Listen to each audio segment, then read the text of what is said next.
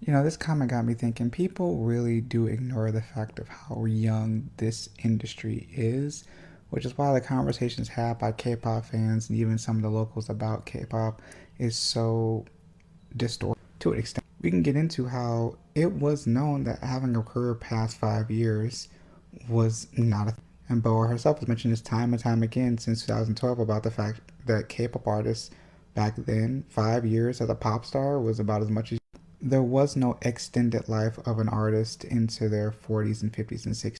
Like, you didn't have the chance to be like Tony Bennett, who lasted until his very last breath in his 80s. All this stuff, like what we saw what Michael do with desegregating MTV and bringing it to a whole new platform whilst also challenging one of the most influential record labels in the world, not the country, the world.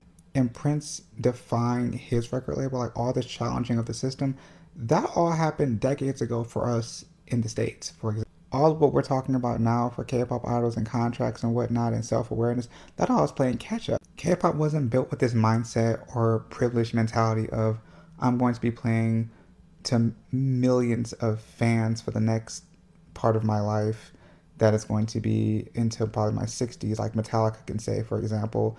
They've been playing for decades, literal decades, to millions of people.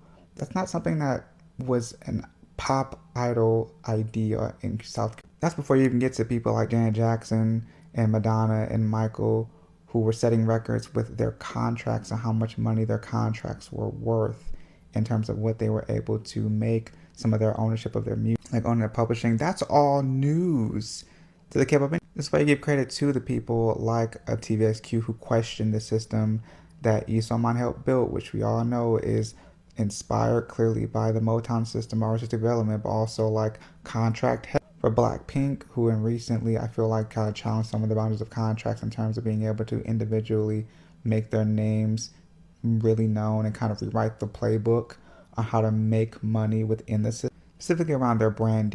Or GOT7, who really helped ripple affect a lot of the industry in the recent last few years.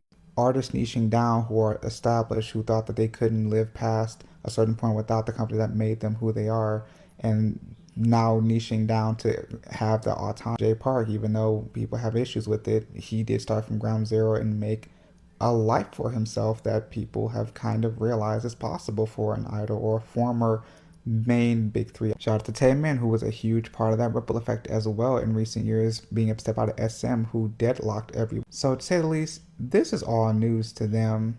This is not new for us, and that's important to remember.